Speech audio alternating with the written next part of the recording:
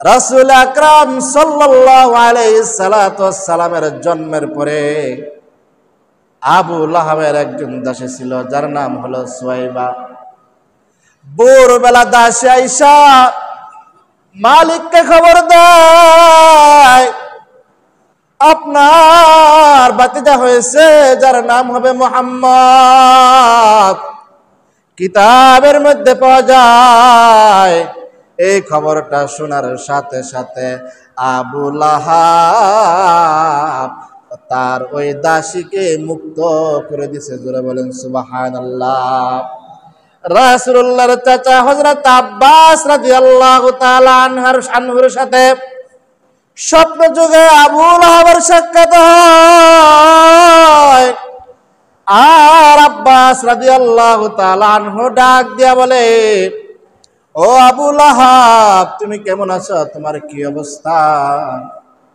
বলে, আমি জাহান্নামের শাস্তি ভোগ করতেছি, তবে আল্লাহ রব্বুল আলামিনের দয়া মায়ায় আমার সপ্তাহে একদিন আমার আযাবটা একটু মাফ হয়ে যায়।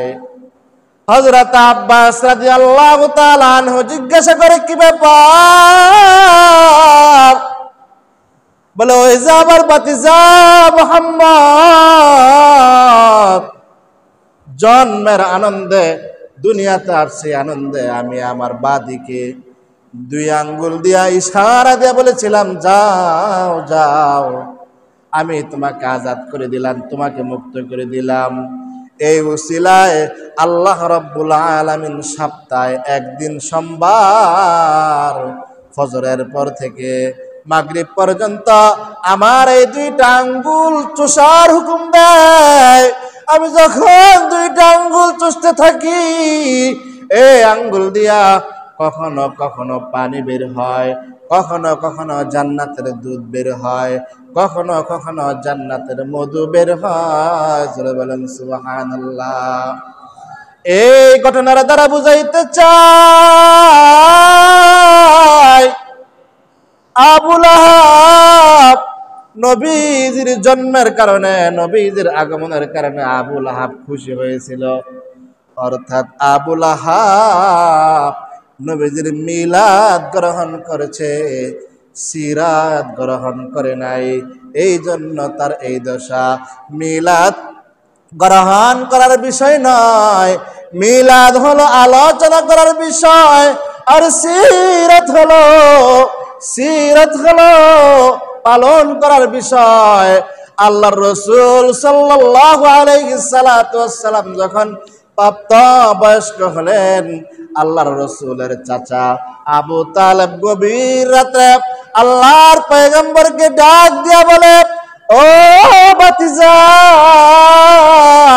মক্কার মধ্যে কেমন জানি একটা মারামারির হাওয়া চলতেছে রে ভাতিজা। তোমাকে না আমি বারবার বললাম মূর্তির বিরুদ্ধে কথা বলার দরকার নাই, কাফের বেঈমান মুশরিকদের বিরুদ্ধে কথা বলার দরকার নাই, তুমি মক্কার বড় বড় লিডারদের বিরুদ্ধে কথা বলো, এমনকি আমি চাচার বিরুদ্ধে কথা বলো। ভাতিজা,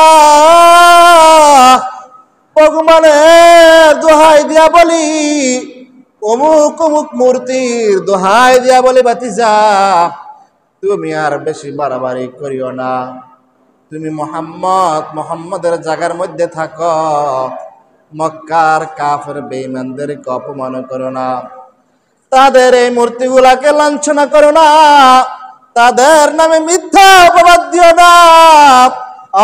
ভাতিজা, সেই ছোট্ট কাল থেকে আমি তোমাকে লালন পালন করেছি, দীর্ঘ 40 বছর যাবৎ আমি তোমাকে লালন পালন করি। ভাতিজা, তুমি যদি এই মুহূর্তে সমাজের মধ্যে একটা গেঞ্জাম লাগাই দাও, মহল্লার পরিবেশ নষ্ট হয়ে যাবে, সমাজের পরিবেশ নষ্ট হয়ে যাবে। তুমি যে কালিমার দাওয়াত দাও, এই কালিমার দাওয়াতটা আপাতত বন্ধ রাখেন। জোরে বলেন নাউজুবিল্লাহ। মসজিদের ইমাম সাহেব অনেক সময় কোরআন হাদিস থেকে কথা বললেন, কোরআন হাদিসের কথা বলতে চাই। কোরআন হাদিসের কথা বললে সমাজের ভিতরে রহমত আসবে, সমাজের ভিতরে আল্লাহ তাআলার সাকিনা নাজিল হবে, মন্দ মানুষগুলা ভালোর দিকে চলে আসবে, জাহান্নামী মানুষগুলা জান্নাতের রাস্তায় চলে আসবে, মসজিদ বিমুখ মানুষগুলা মসজিদ মুখী চলে আসবে।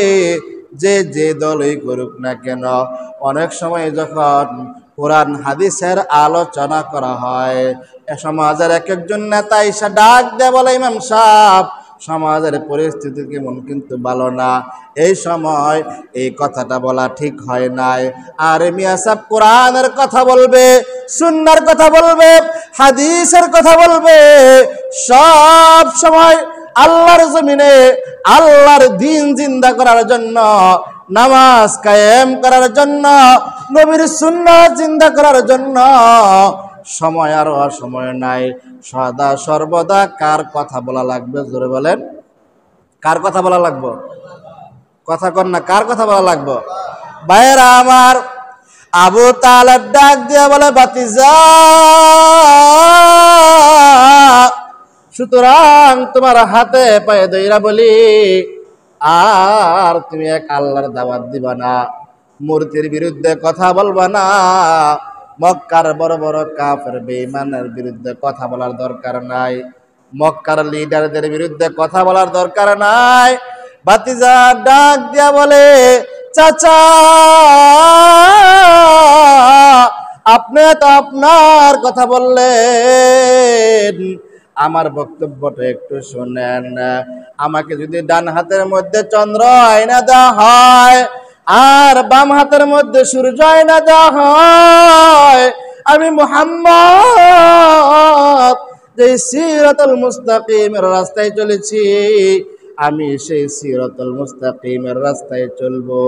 আমার ডান হাতের মধ্যে চন্দ্র, বাম হাতের মধ্যে সূর্য আয়না দিল, আমি আমার রাস্তা থেকে বিন্দু পরিমাণ পিছপা হব না। জয় বলেন সুবহানাল্লাহ।